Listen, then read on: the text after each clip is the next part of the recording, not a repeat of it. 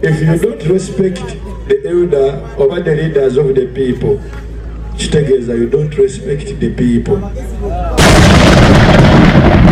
Otaba mu kitiibwa mukulembeze w'abantu oba weerimbise mu kifaananyi ekisinga obunene mu opposition mu Uganda bali mu kufuluuta batadde n'ensaya. The leader of that group was planning a big concert. That is the plan. The plan is lack of a plan. Bwala babakola njawo babasasudde. Bye byafaayo bye twali muyimbi akwata muzinalo nga tebamusasudde okujjako ono ali mu struggle.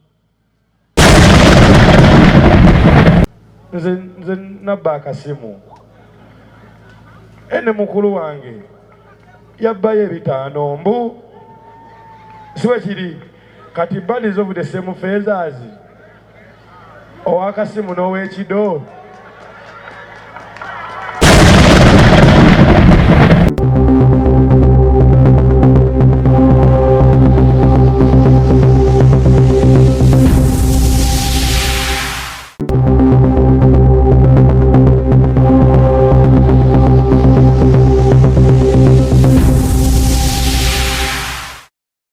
Yes, all right. Tubaniriza ku mukutu gwa K-Fashigi the broadcast ko tusinzira ogezako kuba tukwasaganya ensonga ezenjawulo ne mukasera kano tuba tuyingiddewo ogezako kubanga tukwasaganya ensonga obogezako kubanga tuzitematema mu bumpimpi wamu n'ogezako okutunuulira ebitugasa oba ebitugattako mu mbeera ezenjawulo. Mukutu gwa K-Fashigi the broadcast ko tusinzira ogezako kubanga tukwasaganya ate n'ogezako kubanga tubunira eggwanga wamu na abasigaddeyo najjo mutusinzira okubanga mutulaba. Nyongera okubabuuzaako era nyongera okubatumirako nti mujje baleko gyonna gye mutuusaako engalo ate n'abalwadde tubasabira okubanga mossuuka obulungi Mukama abayambe mubeerenga mukuba ku matu. Abalamu twongera okubakubiriza okuba abalamu era n'okukola ebyo ebibakiipinga okuba nga muli balamu mu ggwanga wamu ne gye muwangalira yonna. Tusaba Mukama abongere obulamu ate ayongere okuba ng'abagabirira mu mbeera zonna nga bwe zitambula eyo. Kale yonna gy'oli gy'otulabira oba gy'osinzidde okuba nga tukulaba tukwebaza okuba nga weekumira ku mukutu gwa K-Fashigi the broadcast. Webale okuba nga ogubeerako bangi nnyo b'emikwano abasinga okuba nga mutulaba tubeebaza nnyo era tusiima bye mukola wamu n'okuba nga mutugattako. Ffe nga bwe twewaayo okuba nga tuweereza n'okuba nga tugatta akatono ke tuba tusobodde kuba naffe wamu n'ogezaako okuba nga tuweereza eggwanga ne gye tuba tusobodde mu mbeera yonna oba mu kapasite yaffe. Tuyingiddewo olunaku olwaleero era tugezeeko okuba nga tusaasanya oba nga tugezaako okuba nga tugusa ensonga. Ensonga ze tugenda okuba nga twogerako olunaku olwaleero ya ekibiina kye bayita DA oba Democratic Alliance ekigunjiddwawo oba ekyagunjiddwawo omukulu Mafayasi Mpuuga awo mu ggwanga lyattu erya Uganda. Ekibiina kino yakiyise Democratic Alliance New Day new what kuliko bu new awo bwa mirundi ng'ebiri awo. Ekibiina kyeyagezezzaako okuba nga aggulawo. Yeegasse oba yakoze omukago ne Fangoni Forest Boss oba Fangoni Forest President omukulu Patrick Mulwana oba muyite Alien Skin ng'abasinga bwe mukola ki bwe mumutegeera mu music industry awo. Kino no kituwaaki oba kikuwa ntegeera ki oba oyinza kuba nga okifunamu otya oba oyinza kuba nga obitegeera otya oba oyinza kuba nga obirabira mu perspective ki kyonna kyoyagadde okuba nga embeera yonna gyagala okirabiramu you can take it that way. Naye nga njagala tutunuulire ensonga zino era tuzekkaanye era tufumintirize mu mbeera ya kisajja kikulu. Tumanye ki ekitutwala mu maaso, ki ekigenda otwala eggwanga lyaffe mu maaso, ki ekigenda okuba nga kikulaakulanya eggwanga lyaffe. Njagala tutunuulire omukulu Mafayasi Mpuuga yali mu kibiina kya DP ne kijjamu gozirini mungi nnyo ne kikyankalana ne bakunjawo ekibiina kye bayita DP block. Mu DP block eyo mu twabalabira nga basitudde enkundi y'abaali mu DP block bonna okuba nga beegatte ku kisinde ekya People Power ekyavaamu ekibiina oba ekya People Power ekyazaala ekibiina ekya National Unity Platform. Mukulu Mpuuga n'oyo abasinga tukikirize tukigaane baali tebamutegeera oba twali tetumutegeera politically, but he was there, he was serving. But Mathias Mpuuga ajja okumanyikibwa ennyo nga beegasse ku kibiina ekya National Unity Platform omwaka ogwo n'alondebwa okudda mu Parliament era majority y'aba opposition netekingibwa ekibiina kya National Unity Platform omwavu omukulu Mathias Mpuuga okulondebwa nga the leader of opposition ng'alondebwa omukulembeze w'ekibiina kya National Unity Platform wamu ne delegation yonna ya National Unity Platform ne bagamba Mathias Mpuuga for the 2 years and a half gwogenda okuba ng'oliidinga bano aba opposition bonna mu ggwanga mu lukiiko olukulu olwa Parliament. Opposition ino leader no yaba akulira ebibiina byonna ebiri ku opposition ngezaako okukulukirawo ekiva so era mwami Mpuuga ono yali omumyuka oba deputy president ow'ekibiina kya National Unity Platform mu Central Region nga yamyuka omukulu Robert Kyagulanyi Ssentamu. So bwatyo after some good years Mathias Mpuuga okulonda kwagendawo kwakakungunta okwaba NUP LOP omanyi bafugako biba emyaka 2 n'ekitundu n'emyaka 2 n'ekitundu. Those are the two leaders of opposition. So ne bagendawo mu kulonda Joel Senyenyi n'asucceedinga mukulu Mathias Mpuuga ne Mathias Mpuuga era ne bamuwa ekifo ky'obwa commissioner mu Parliament. Awo nno ebyavaayo gye byabalukira ebyokubanga yali ebitaano nga yakaelectingibwa mu ntebe ey'obwa commissioner ne bagamba mu 2021 mugumu 2022 I don't remember the year mukulu Mathias Mpuuga nga yakayingira office y'obwa leader of opposition kigambibwa nti yalya enguzi ya milioni 500,000 ng'emuweebwa sente z'omusolo ekintu ekyali against the National Unity Platform rules era bwatyo ekibiina kyavaayo kuba nga kimusaba yeetondere bannayuganda omu yeetondere n'abannakibiina bagende maaso n'okuba nga bakola ki bakyatambuza emirimu nga bwe baali bateekeddwa okubitambuza. Omukulu Mathias Mpuuga kye yavaayo n'agamba nti tagenda kubanga akikola olw'okuba nti ye yali musajja omuyivu ate omusajja ateekenga ensonga kisajja kikulu. So embeera bweto nejja nga ebeerawo National Unity Platform leo tenemujjamu obwesigwa nebanga egamba era ewandiikira ne Parliament ne bagamba oyo takyali member waffe ku commission oba commissioner wa kooti oba mu kibiina kya National Unity Platform kooti under Madamu Anita Amongo ekintu kye yagezaako kubanga egaana era bw'atyo omukulu Mathias Mpuuga n'asigala mu bwa commissioner until today. So binye ebize byapeninga okuva kwolo from that day bamututte mu kooti awo tulabye bagundi bano bagezezzaako kuŋŋaanya emikono ekintu kya Mpuuga awo ne ba commissioner abali ya ssente awo kirengeri gye kyavunvubizibwa nga bavudde eggulu kooti Parliament bwe yagenda n'etuula eggulu ng'abasajja abagundi bamaze bano abakuŋŋaanya emikono erinnya linziruse mu mutwe nga bamaze okuŋŋaanya emikono 10 gyali 108 nga bamaze ogifuna naye bwe batono bagezaako okuba nga baba mumaki baba mu platform okuba nga bagusa kye baali bateekeddwa okugusa nga bagamba kooti omusango yagumala okugusala simanya biki tetukyalina kyetugeza kyetwongerako. So ngezaako okuzimbira mukulu Mathias Mpuuga ono wajja biva from that day yavaayo nayogerako eri bannamawulire nga bwawangudde omusango biki ne bisirika. So abadde yasirika ensonga nyingi ezibadde zijja zapeninga mu Parliament nga tayogera emmwanyeze talina kyanyeze agambye ebyombire basimaya bato bange nze nga senior simaya leader sirina kyansoke ndeke bano abato babeeko kye bakola emmwanye teeka ne liita bweto nga asirise ebintu bingi badde bijja byapeninga nga omukulu Mathias Mpuuga akola ki asirise. Not until today bwe yavuddeyo ng'ovudde ku Thanksgiving gye yakola emabegako wali byonna byonna n'engozira nezijja zibaawo biki bwe yatuuse olunaku olwaleero. Before that tujjukirako emabegako wali aba DP block abo bwe mba seerabidde nzijukira bayagalako omwana omusinga nga the next president owa DP block era nga baagala ndowooza gye yeesimbewo ekintu kye yali mu ofisi ye n'agamba nze simanya temunkola biki siri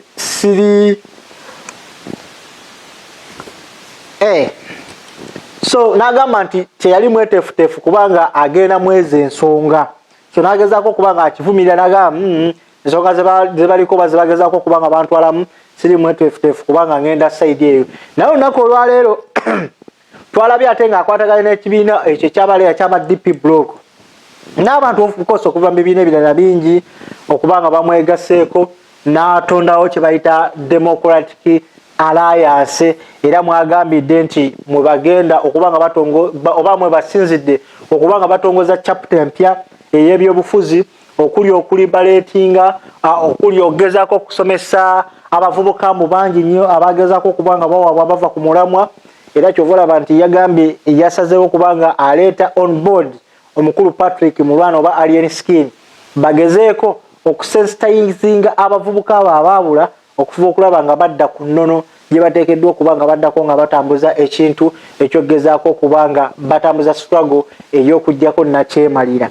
Naye kati wano obwedda wenjagala ekibiina kigunjiddwawo abeFDC baakola katonga balina ne wane najja nankumbi balina ebibiina bingi nnyo bijja kugunjibwawo oba bijja kubeera nga bikola ki nga bitondwawo. Naye abaffe ekibuuzo kyembuuza kino, you can create whatever party you want to create. What is the main purpose of all the opposition parties you are creating? It's the first question is jenjagala nganza omuntu okubuuza. Of course the common answer will be twagala kujjako nakyemalira oba twagala kulwanyisa mwami Museveni eyemalidde mu mukulembeze okumala emyaka 40. Bonna kye bagenda okugamba bonna bagenda kugamba tuli mu struggle yakujjako nakyemalira naye nga waliwo ebibiina ebisoba mu bimeka mu 5 oba ebibiina ebiyingire 10 naye nga byonna byaki bya opposition.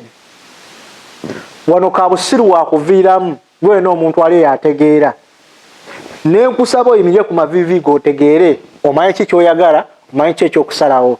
Bwe baba nga si malya ga byansimbi bwe baba nga si kyoba ki I believe bwe mmanga mwenna ffenna tuli abantu 10 nga tuli opposition nga ffenna kye tulwanirira gola eryemu kukyusa ggwanga oba kukyusa bukulembeze, lwaki tetwegatta ne twekwata ekitole oba ne tulaba atusinzeemu ku maanyi ne tumusimba emabega ne tugamba kati wekuba kujjako mukulembeze tusinzidde ne ono bwe tunaamala okumuyisaawo oba ne tunaamala okuyitamu ffenna ate tujja kulaba engeri gye tukola ki gye tutambuzaamu ekintu oba gye tunaba tukigabanya naye nga tumaze okugjawo ekizibu ekinene ekituli mu maaso.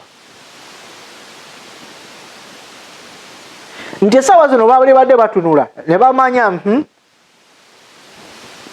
if you skip NRM ekibiina ekiri mu bukulembeze bw'eggwanga right now kibiina ki ekiddako mu maanyi nti kya National Unity Platform, kibiina ki ekiddako mu maanyi kya FCC DP simaya Jema simaya NCC simaya bikoze bitya simaya UPC byonna byali baddewo. Bwe mumanya nti golo yeemu National Unity Platform oba NUP is the second naye nga temwena kyemulwanirira kyakujjako nakyemalira, lwaki bino byonna ebibiina temusoboka ne muzikiza?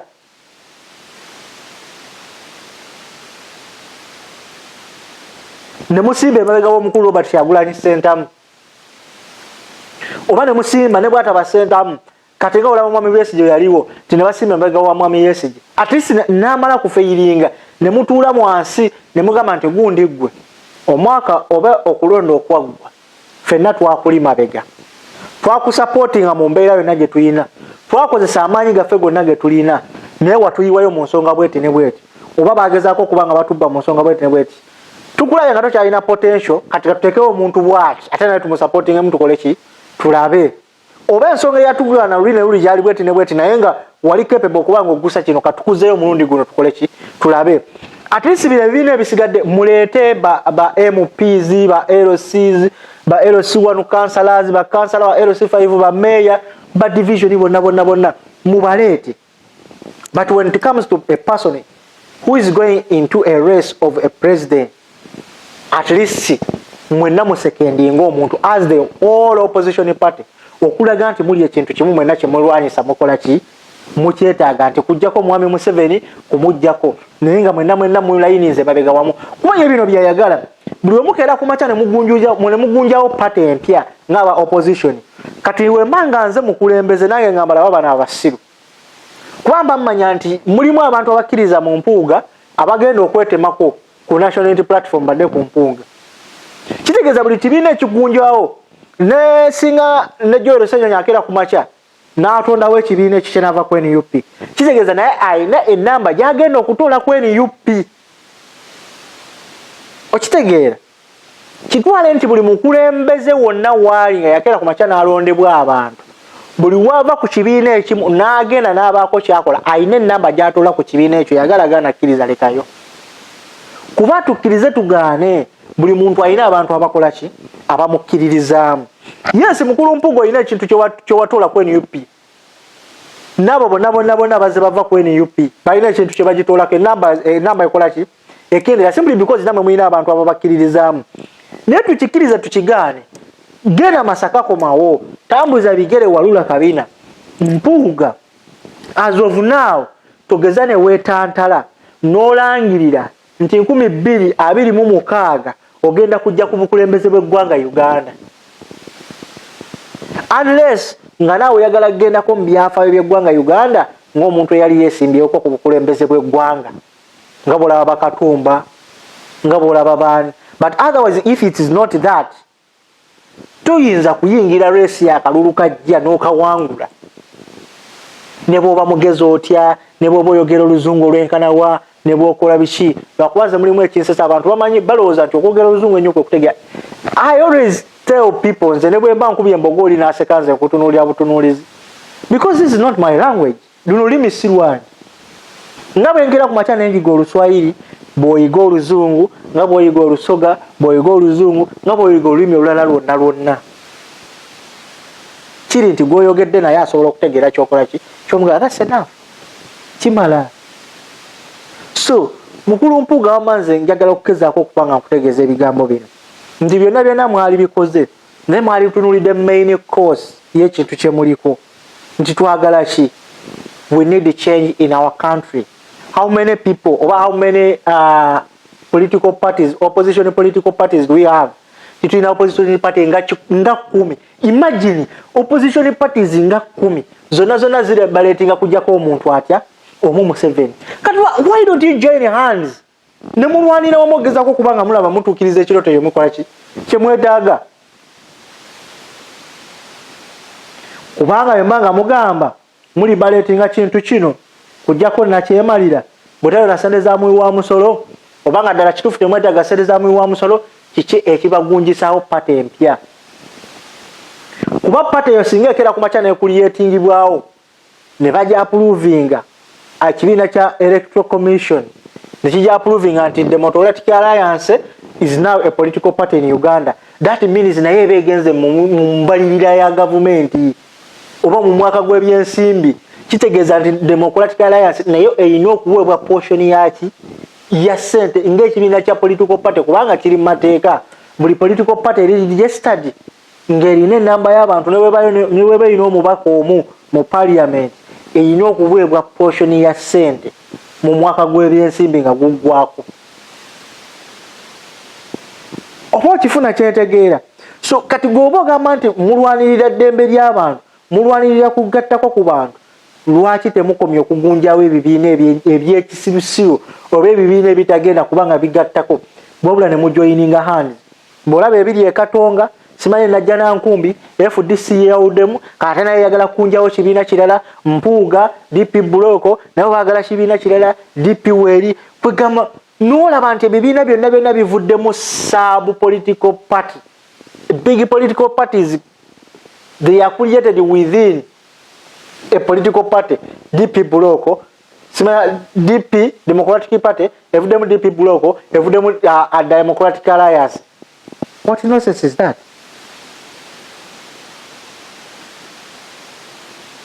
Nicho kyonna kiri mukulu Mpuuga, nze kyenkusaba tolangirira nti ogenda kujja ku bukulembeze kuba ogenda kufiirwa byonna.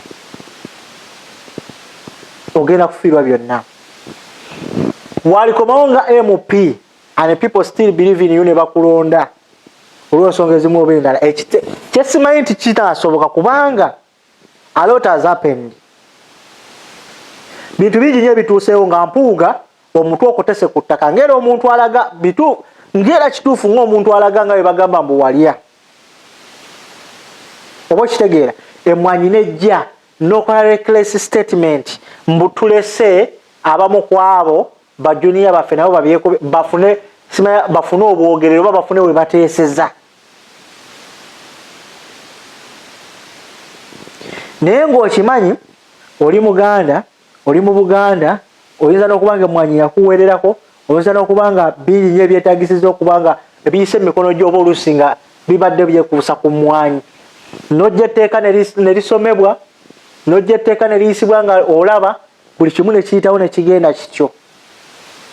Nga buli kimu okyegesa amaaso.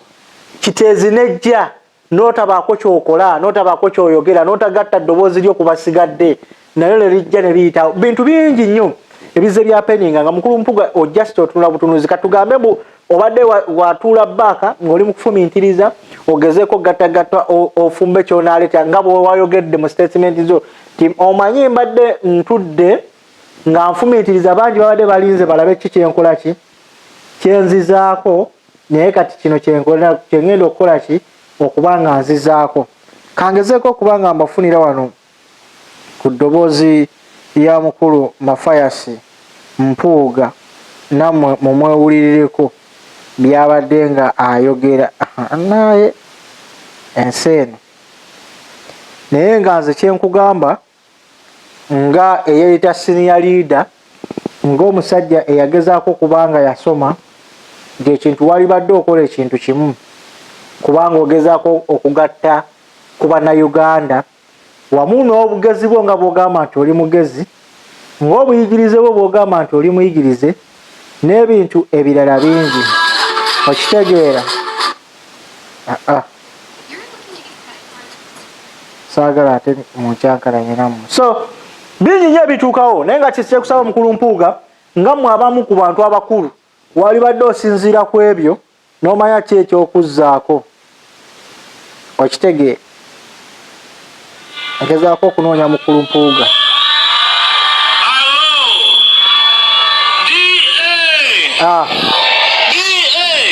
Democratic Alliance.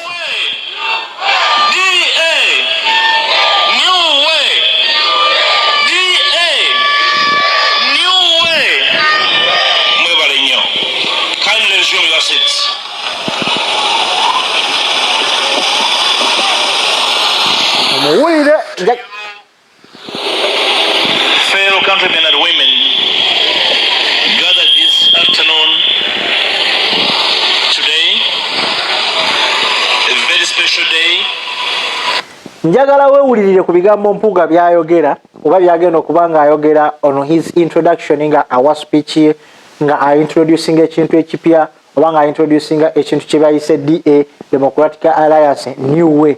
Ebigambo bingi nnyo bye boogedde n'ababaka oba n'abaaliko ababaka n'abakulembeze mu mitendera egy'enjawulo balina ebintu bingi nnyo bye boogedde, most especially ne bagezaako kubanga bagamba bingi nnyo bye baali bakkirizamu mu Kyagulanyi musimanya takyaso kwegamba a lot has been said in our political culture, in our political history,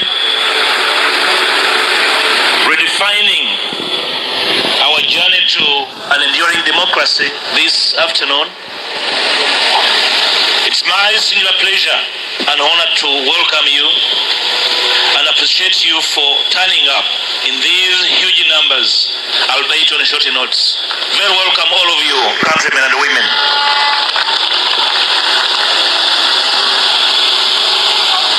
Invariably, in life, there is time for everything.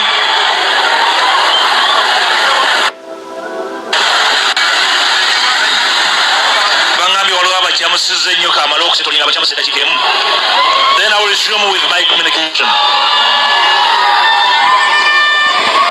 Patrick Mulwana yabadde ayingiddewo omukulu Alien Skin we yabagambidde waliwo omuntu ayingiddewo n'abacamula ennyo yabadde ayingiddewo gezaako okuba nga akola ki ne Alien Skin tugenda kutuukawo we yayogeredde.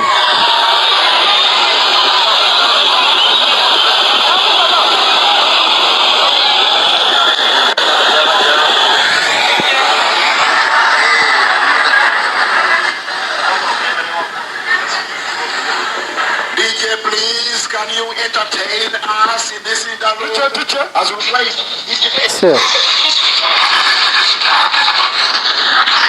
So, bintu bingi nnyo ebyayogeddwa ngenda kuba mbaddizaako wano eddoboozi ly'omukulu naye nga alien skin mu kujja kwe bw'oba olina amagezi ng'era otegeera nga wawuliriza statement omukulu ze yakoze ojja nakwewuunya nnyo. Alien skin alina statement ze yakoledde mu bantu abo n'abagamba nti ffe tuyinza okuba bantu batujajinga mu nsonga nnyingi, tuyinza okuba nga tukola ebintu bingi oba tuyinza okuba nga batulaba mu mbeera ez'enjawulo, naye alina akantu ke bagambe n'abagamba nze siri wano kugezaako kuvvoola oba kukkakkanya muntu yenna, okitegeera. N'agezaako okuba nga abagamba nti oyo yenna omuntu agezaako okuba nga akkakkanya omukulembeze w'abantu kiba kitegeeza aba tawadde bantu kiki kitiibwa.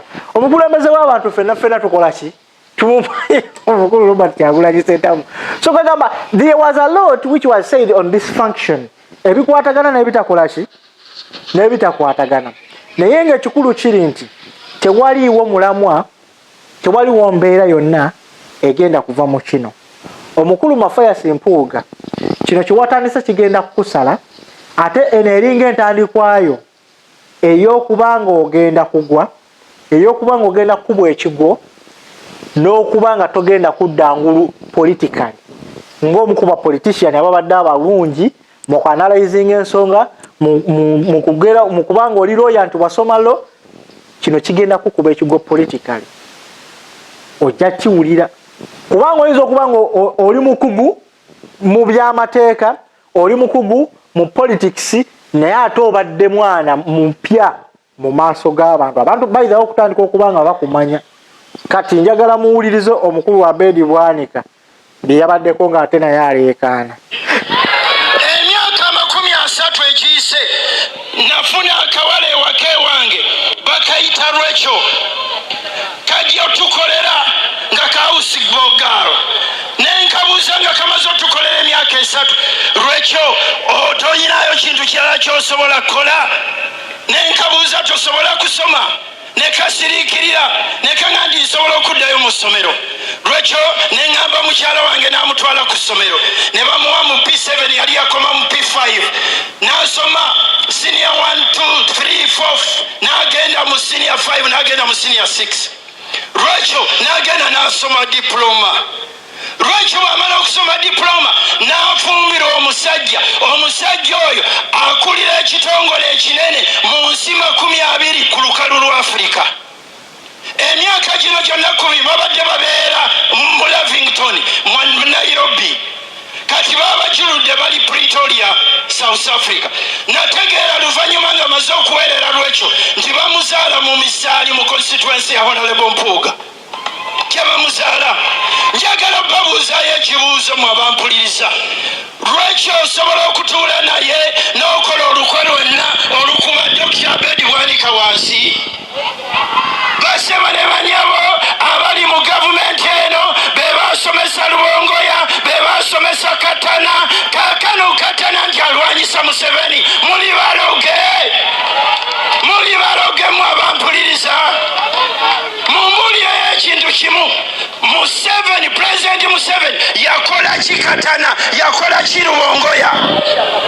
Kyemuba mumbuulira nti bakontana ku kino kaakali Lubongoya kyava mulwanyisa. Lubongoya abo bali ku bintu bya Gorbachev, bwe muba mwagala byankyukakyuka. Lubongoya Lewis Davis tasobola kuleeta wano nkyukakyuka, tasobola kuleeta kye bayita nkyukakyuka. Muleme okuddayo ne mwerimba muwali enkyukakyuka egenda okuvaeyo nga mulimu David Lewis Lubongoya, nga mulimu Bakatana.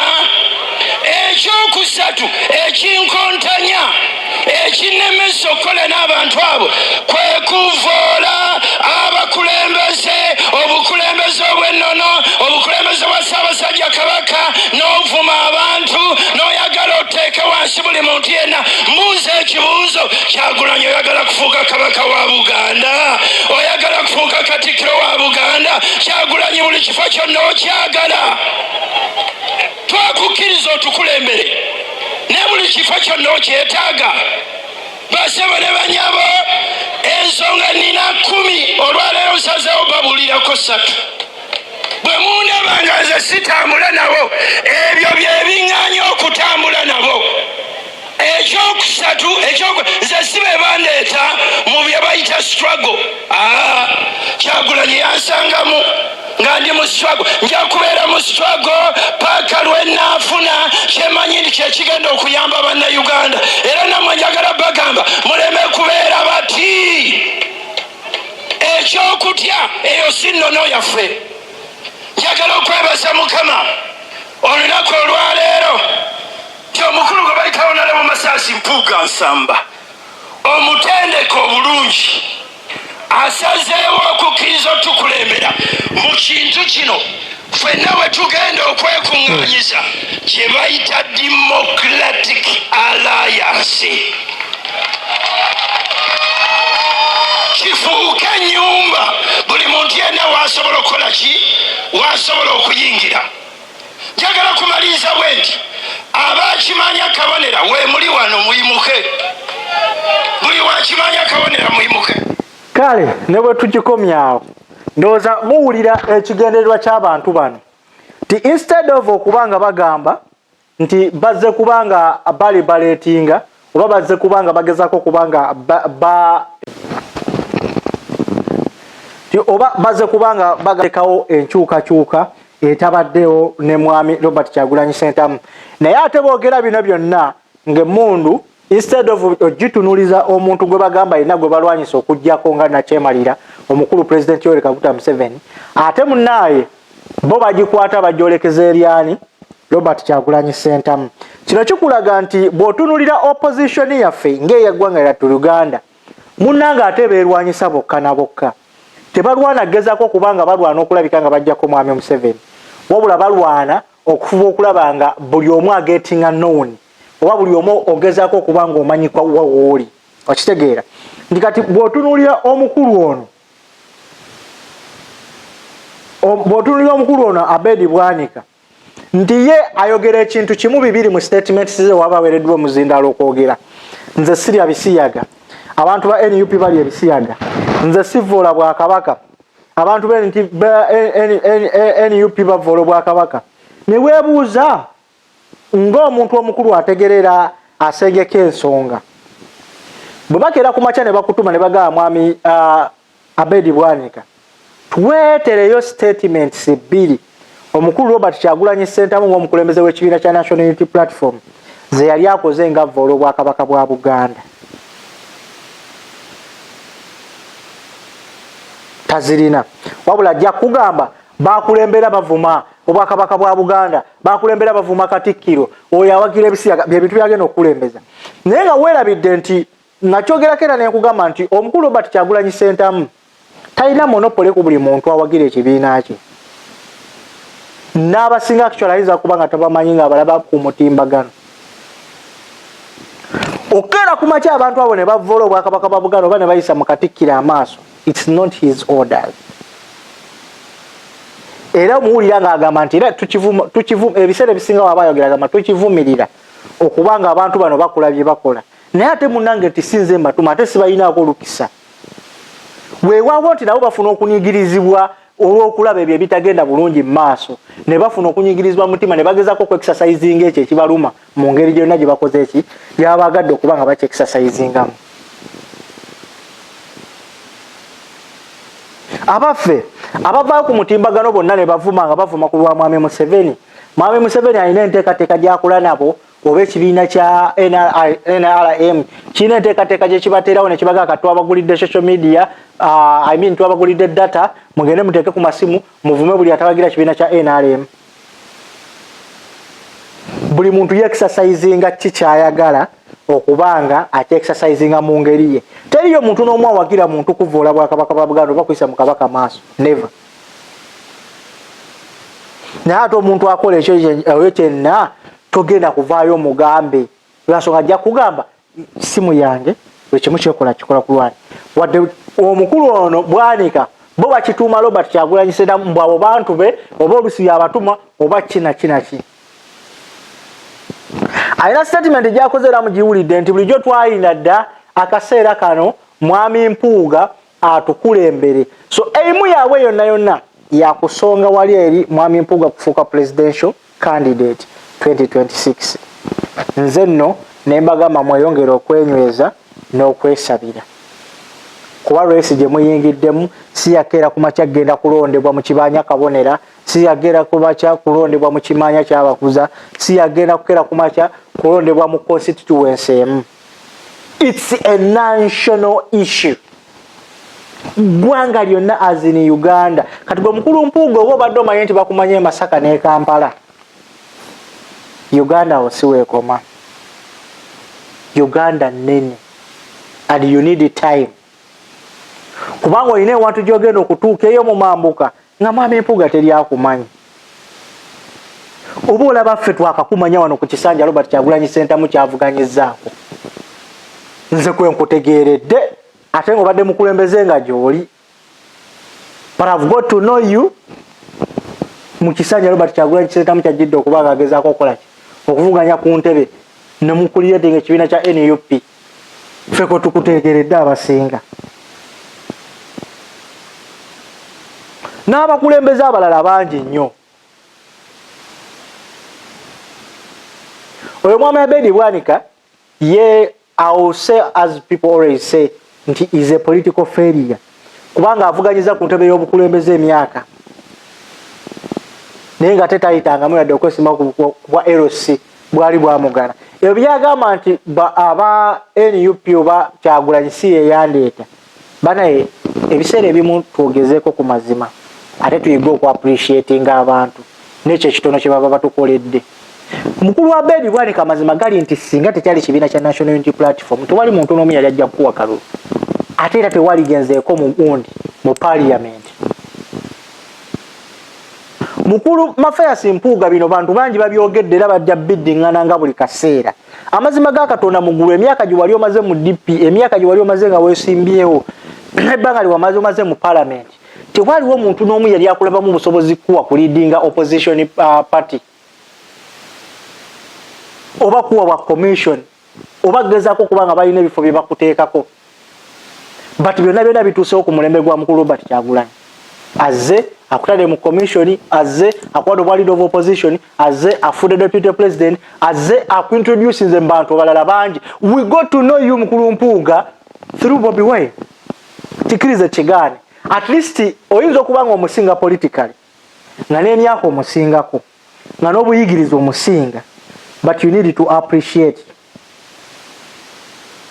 nti ayina kadi nnene ey'ebyobufuzi gye yakuzannyira era ayina level nnene gye yakuteekako ey'ebyobufuzi okujja ku level emu gye waliko okussa ku level gy'oliko kati essaawa zino okubanga olina ne gats ezekera ku makya n'ogamba nti kati ogenda kuliyetingawo ekibiina kya national ekibiina kya Democratic Alliance New Day New Way. Nze no ngamba byonna byali baddaawo naye katukusabire. But if not, if you there step yourself n'ogamba now I'm a presidential material, next coming year of election I'm going to be contested as a president of Uganda. Mukulu Mpuuga tosobola ssaawa zino kujjawo Kyagulanyi, tosobola kumenya Kyagulanyi, tosobola kwesimba na Kyagulanyi, tosobola kuvuganya na Kyagulanyi, tosobola kuyimirira naye yadde n'omulundi n'ogumu. You have potential, you have what it takes to be a president, you have everything, but when it comes to majority oli wansi nnyo ku Robert Kyagulanyi Ssentamu kubanga oli is a God-given saint. Sibyogera oli ajja gamba abo bawagira NUP oyo yayinza kwogera ki? Nze ndi muna Uganda and I'm speaking as a Ugandan. Ate osobola okuwa endowooza yo naawe nga gwe, and this is my way of thinking too.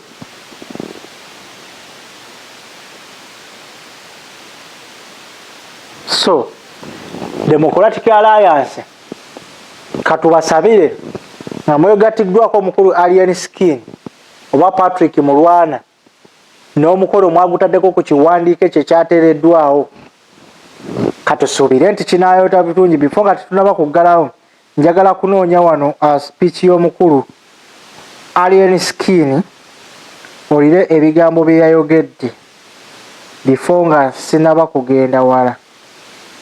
Omanyi ebintu bizibu naye ate mu kubeera ebizibu binyinnye bisobola okutuukawo ne bikyusa ebintu bingi n'abantu bye basinga bye baba tebakola ki tebamanyi.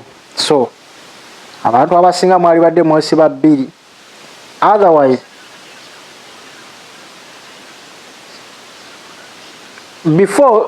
before njagala muwulize mukulu Mpuuga. His Kakuni have ruled us for 40 years. It's because our action. General Museveni and his Kakuni have ruled us for 40 years. It's because our actions have fallen short of being deliberate on power. Obuyinza emyaka 4 nga tebeekyusa era bakyayagala. Bajja embuto ziri ku mugongo ziri mu mannyo era bakyayagala. What shall we tell our children? Twaliwo ne tulaba ne tutya nnyo kubanga baali batuvuma nga batutyoboola. And some of those people hired to do that, I want to tell you. Njagala kusooka kupozingamu wano kunnyonnyola. Mukulu Mpuuga agamba Mwami Museveni ne bakakuuni be bafuze eggwanga for over 40 years. Ekigendererwa kya Mwami Mpuuga okubanga yakuliyetizawo ne Alliance nakibagambyeko ddoba nakibanyonyoddeko dda kwe kubanga bagenda okubanga bayingira struggle ey'okuggyako nakyemaliro oba ey'okuggyako omukulu Museveni. Naye nga ate weewuunye ne bwe yali mu NUP, that's the same goal gye baaliko. Muli mu kukola mulinganga abakulamira muzibe watabalaba. We don't have your time. We have time for this struggle. We have time to work for this unity. We are a fractured opposition. We must admit that we are fractured, that we must work so hard, that we must climb down our high horses and come down and speak to each other in humility and sincerity. Eno kadi y'abannabyabufuzi bonna bagikozesa. Teriyo munnabyabufuzi ajja n'akugamba titugenda kubyuliringa nga tusinzira ku bali ababaddewo bye babadde bakola ki bye bakola oba tugenda kwongeramu ekyo ekibaddewo nga tekikolebwa bulungi.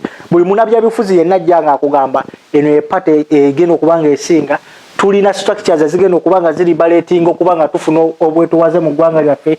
Tulina kino ne kino kye tugenda okukola okulabanga ensi yaffe prosperinga to this kind of label. So eno gwe wenna ng'omuntu oliyo nga tokimanyi nti this is a card ezannyibwa buli munnabyabufuzi then okyebasi. Bano temusaana kubawa matu. Mubagambe ekintu kimu noonye political party gye mwegattako. Twetaaga at least allow the two political opposition party ze twetaaga next election okubanga weziri. Otherwise bino just malya ga byansimbi na kumala budde. Bino Mwami Mpuuga bye balimu. Okitegeera. What we need to do and must do urgently to save this nation from going down the abyss. Bwe bw'ŋŋamba nti golo yammwe mwenna oba struggle yonna gye mulimu yakulibaletinga ggwanga lyammwe yakuggyako nakyemalira nga you have been doing the same thing with the former party gye wabaddemu nga NUP. Kadeni gwe nga nawe oyingidde mu same thing. Kiki obadde tosobola kukyusa mu National Unity Platform nga gwe kennyini okyogerako nga bakakuliisa ebitaano. No gamba nze siri mwetegefu kuva mu kibiina kyange and I'm not going to do this and this. Wabula ngenda kusigalamu NUP ogezaako okugjawo ebyo ebitakola ki ebitasoboka okuba nga bijjibwawo. Nga n'omwo omukulu Bwanika bwagambye simanya bwokera ku makya n'oweerera omwana n'omulabirira mu mbeera zonna omwana oyo n'agenda n'aprosperinga n'abawa akabi n'akola biki ye mwana tasobola kuvaamu kuba aba teyeerabidde wa gye yava. Louis Rubongoya tasobola kuva mu Mwami Museveni nange from going down the abyss. That's the job.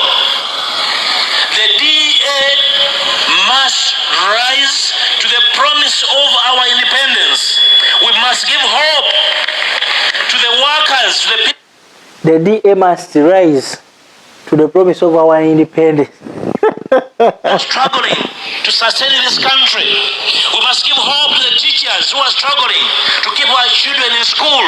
And Loza ulira kadi yaba na bufuzi bonna, most of them bana mu abana Uganda batabuka na kumanya chiche mwagala muri bachukula ki apromisinga basomesa mwababalabirira abaana okubanga batekeddwa okufuna kinavanga kugamba omuntu wo wansi mama ali mu katale mama atunde nnyaanya mama simanyi akola biki buli muntu yenna atekeddwa okufibwako mu ngeri bweti bana babitugambye ebbanga tubiwulidde ebbanga bana mukyuseemu mu bye mwogera mukyuse mu kadi zammwe ze muzanya bino ebintu tubiwulidde tubikooye. This is just a bullshit, this is just a nonsense. Wachitegere bubokera kumacha nosigala ngo mukipinga mutugamba ekintu kye kimu day by day tugenda kola kino tugenda kola kiri tugenda kola kino tugenda kikola kiri bino tubikooye. You understand? Njagala kunoyeza wano ku mukulu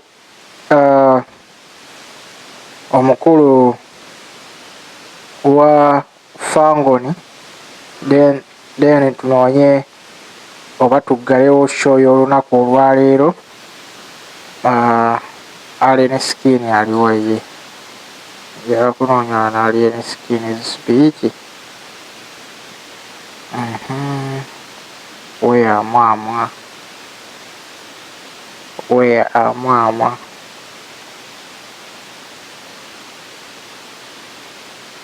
alien skin alien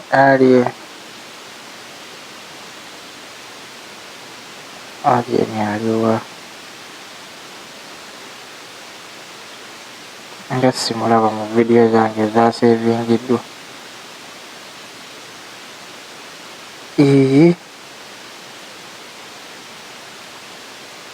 Sokoleke alien skin nga simulaba mwagala kunziba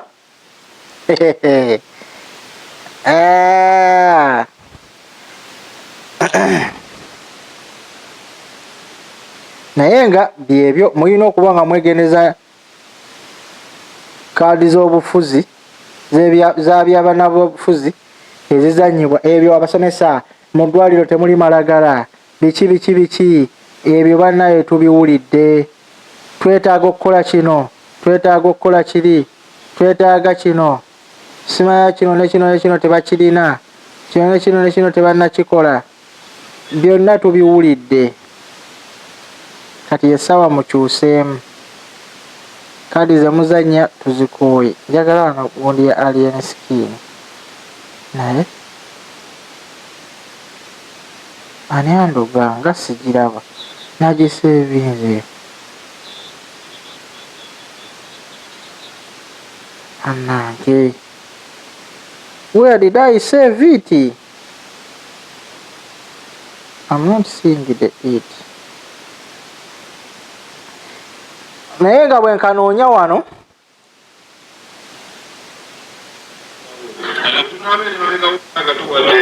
okusingawo tunabeera babeerawo omuntu atugamba nti Fangoni omuntu oyo tumulabira eddala kimanyi ekigambo ekyo kijja kutuuka ku muntu wekikwanako osonga wekisonga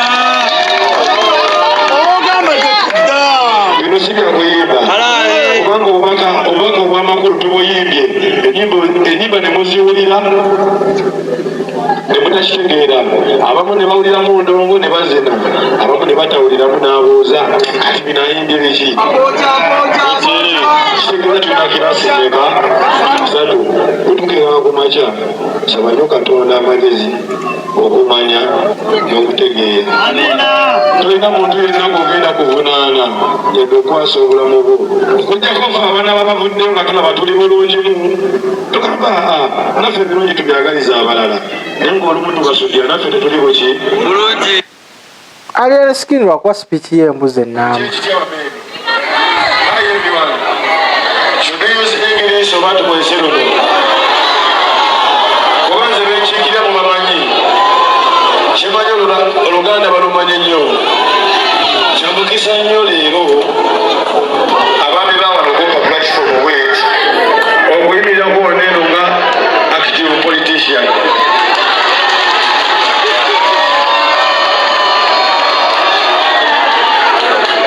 lwakuba mukulu wange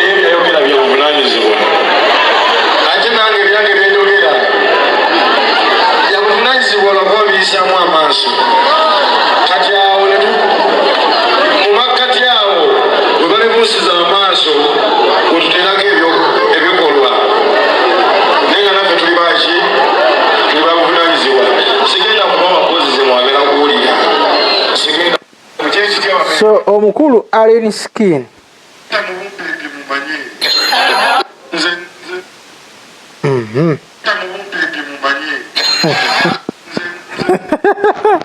anyway tulandazeemu nnyoko ne kubanga tusika wano olunaku olwaleero tubaagaliza ebirungi yonna gye muwangalira wamu n'okuba nga mwekumira ku mukutu gwa Kaifa Shujide broadcast tubasaba mwongere maaso kubanga mwekumirako tugenda kuba nga tubaweereza ebintu bingi nnyo nga bwe twabasuubira okuba nga tusumulula ne mu kaseera kano tugenda kuba tutandika okubaweereza mu mbeera yonna nga tuli mu kaofiisi kaffe wano mwe tusinzira olunaku olwaleero okuba nga tubaweereza keep login ku mukutu gwa Kaifa Shujide broadcast sigadde nga nze Kaifa straight out Uganda to the world best.